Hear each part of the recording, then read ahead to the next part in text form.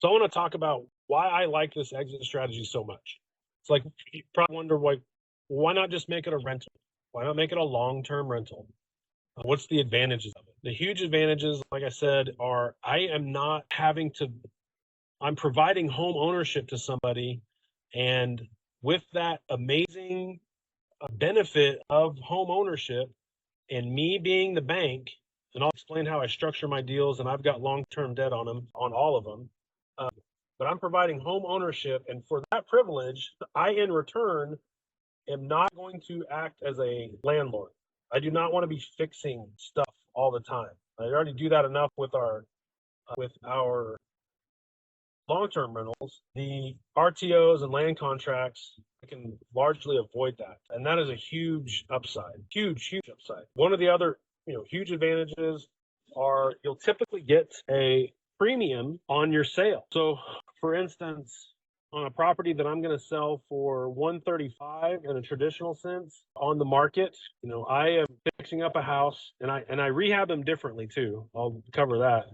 But on a house that I'm going to rehab and sell for 135, I've got to spend a little bit more. It's got to look a little bit nicer because my strategy to sell it when I sell a flip is to find a forever home buyer who is going to bring their own financing, their own credit score and own credit worthiness and their own resources, and they're going to purchase the property.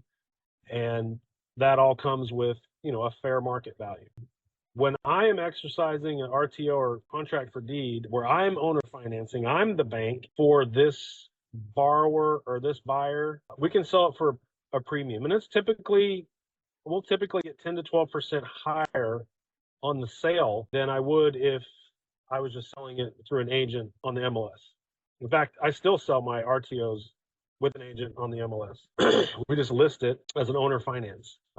And then that's a pretty blanket term. And then we, talk through what the contract and the terms of that owner finance look like. So to me, the fact that I don't have to fix up stuff and I don't have to act as a landlord, and the fact that I can get a higher than usual, and the reason I can get higher than a standard market rate is because I'm the bank. We're providing home ownership to somebody that typically is not bankable. They don't have an option to go to, and if they did, they would go do it.